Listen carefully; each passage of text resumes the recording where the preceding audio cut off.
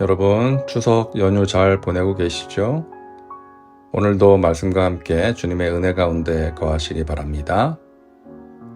오늘 말씀은 요나서 마지막 장인 4장입니다. 요나는 니느웨가 무슨 일이 있어도 하나님의 정의에 따라 심판받아야 한다고 생각했습니다.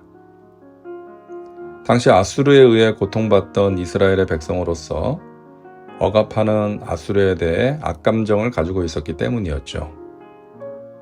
그런데 하나님께서 회개하고 죄에서 돌아선 니느웨에 대해 심판을 거두십니다. 그러자 요나는 그 사실에 대해 분노하며 화를 냅니다. 그리고 하나님께 항의합니다. 야훼께 기도하여 이르되, 야훼여, 내가 고국에 있을 때에 이러하겠다고 말씀하지 아니하였나이까? 그러므로 내가 빨리 다시스로 도망하였사오니 주께서는 은혜로우시며 자비로우시며 노하기를 더디하시며 인애가 크시사 뜻을 돌이켜 재앙을 내리지 아니하시는 하나님이신 줄을 내가 알았음이니이다. 이런 말인 것입니다. 하나님, 내가 고국에 있을 때 이렇게 될 것이라고 말씀드리지 않았습니까? 내가 서둘러 다시스로 도망한 것이 바로 이 때문입니다. 하나님은 은혜로우시고 자비로우시며 노하기를 더디하시고 사랑이 많아서 내리려던 재앙마저 거두실 것을 내가 알고 있었기 때문입니다. 라고 말하는 것이죠. 한마디로 내가 이렇게 될 줄 알았습니다. 내가 왜 다시스로 도망간 줄 아세요? 하나님이 이러실 줄 알았기 때문입니다. 라고 말하는 것입니다. 요나는 지금 하나님이 죄인을 용서하신 것에 대해 분노하고 있습니다. 그리고 감히 하나님께 따지듯이 대들고 있는 것입니다. 그러면서 말합니다. 이제 내 생명을 거두어 가소서. 사는 것보다 죽는 것이 내게 나음이니이다 하니. 내가 이런 꼴을 보며 사느니 차라리 죽는 게 낫겠습니다. 이런 말입니다. 우리도 간혹 하나님을 원망하며 따질 때가 있지 않습니까? 힘든 일을 당할 때 하나님, 내가 왜 이런 일을 겪어야 합니까? 왜 이런 문제를 그냥 두고 보시는 것입니까? 나를 사랑하신다면서 왜 내가 이런 일을 당해야 하는 것입니까? 왜 세상이 이렇게 돌아가는 것입니까? 왜 이런 악한 일들이 벌어지는 것입니까? 하면서 하나님을 이해할 수 없어서 따지듯이 기도할 때가 있습니다. 그러나 우리가 해야 할 것은 하나님께 화를 내며 따지는 것이 아니라 끝까지 하나님을 신뢰하는 것입니다. 하나님을 이해하기 힘들 때가 있죠. 하나님이 하시는 일들을 이해하기 힘들 때가 있습니다. 그러나 하나님은 이해의 대상이 아니라 믿음의 대상인 것입니다. 하찮은 우리가 전능하시고 광대하시고 그 깊이가 무한하신 하나님을 어떻게 다 이해할 수 있겠어요? 불가능한 일이죠. 그저 우리는 하나님을 믿는 것입니다. 그리고 하나님의 선하신 뜻과 계획을 신뢰하고 따르는 것입니다. 화를 내는 요나에게 하나님께서 말씀하십니다. 내가 성내는 것이 옳으냐?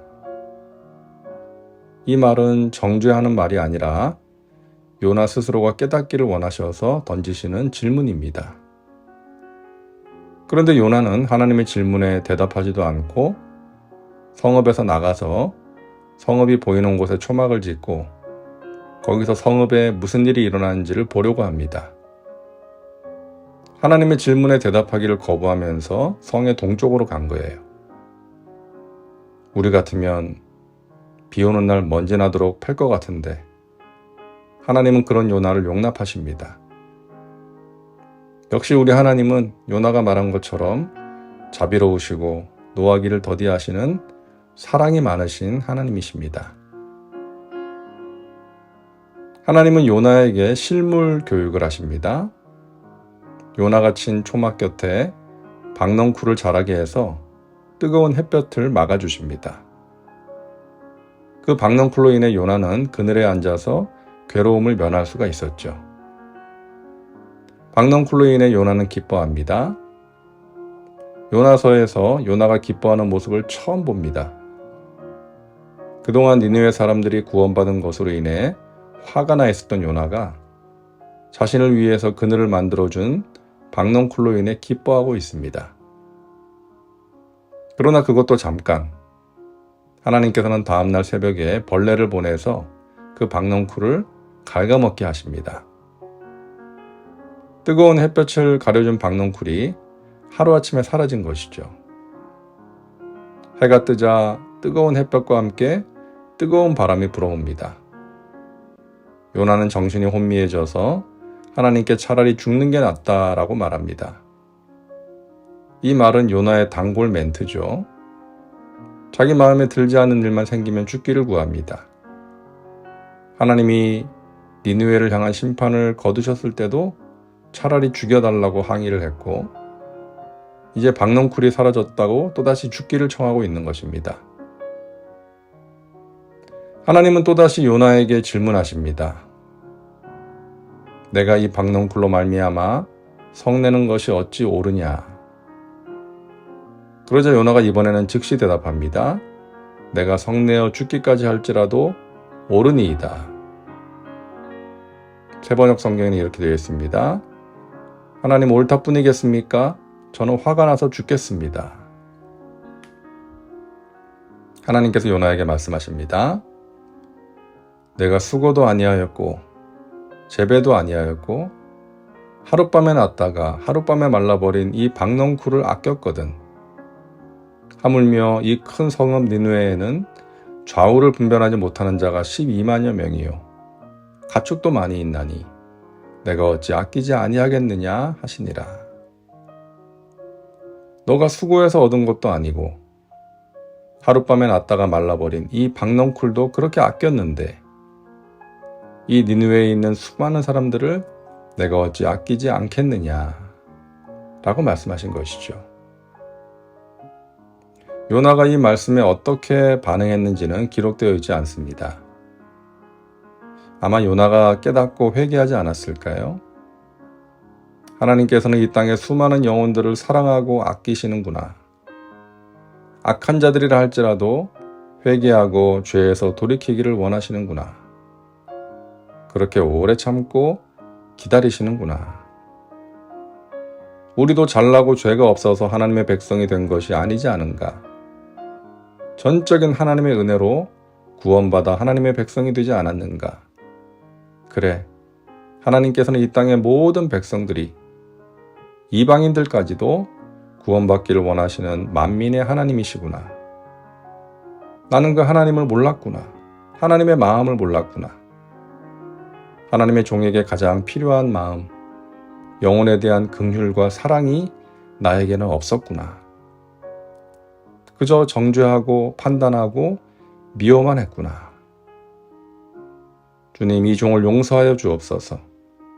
저에게 주님의 마음을 부어 주옵소서. 이제는 주님께서 하시는 일에 토달지 않겠습니다. 불순종하지 않겠습니다. 그저 순종하겠사오니 저를 사용하여 주옵소서. 이러지 않았을까요?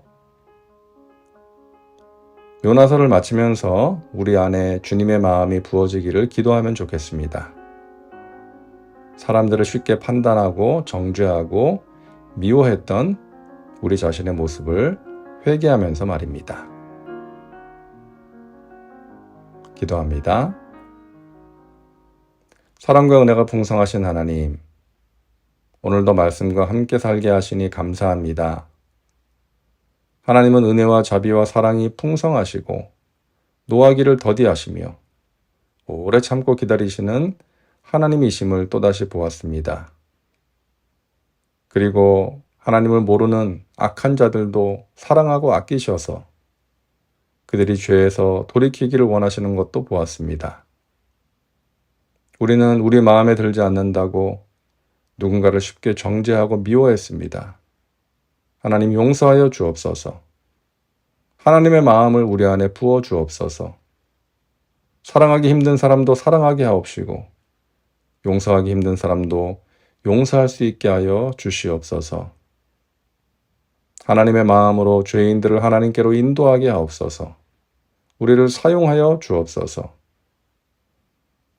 추석 연휴 기간 동안 오늘도 말씀과 함께하는 믿음의 식구들, 우리 주님의 은혜 가운데 거하게 하시고 가족들과 친지들에게 사랑을 실천할 수 있도록 붙들어 주시옵소서. 예수님의 이름으로 기도하옵나이다. 아멘. 요나서를 마칩니다. 여러분 사랑하고 축복합니다.